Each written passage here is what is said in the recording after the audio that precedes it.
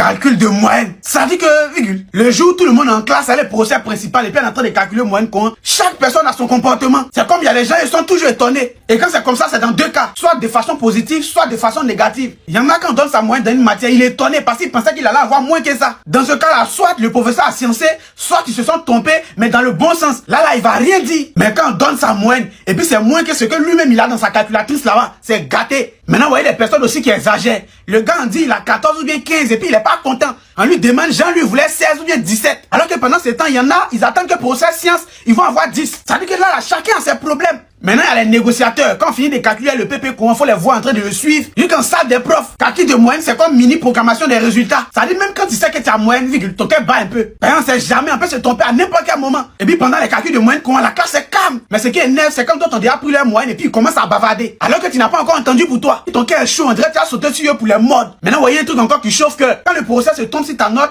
tu te plains, puis tu te dis d'envoyer la feuille, tu t'as cherché la feuille et puis tu ne trouves pas. On dirait que tu vas t'exploser. Et puis quand c'est quoi, il veut rien savoir, hein. Il applique la note qui est là et puis point. Maintenant, il y a des gens aussi, eux, ils viennent pas à l'école courant, mais ils ont toujours moyenne. Ça dit ceux-là, quand on finit de citer leur moyenne, tu es là et puis toi-même, tu réfléchis. Alors que toi-même, tu es là, tu peines comme ça à avoir 10. Alors là, c'est le premier trimestre où c'est ta moyenne qui va déterminer si tu vas fêter ou pas. Il y a des parents qui ont lourd comportement, hein, eux, ils sont à l'école pour aller se renseigner. Et quand on donne moyenne comme ça, là, c'est jusqu'au retour des fêtes qu'on peut avoir les bulletins. Mais il y a des parents, eux, ils laissent pas, ils sont en prendre moyenne à l'école là-bas. Donc imagine si tu n'as rien foutu, ta fête est annulée en même temps.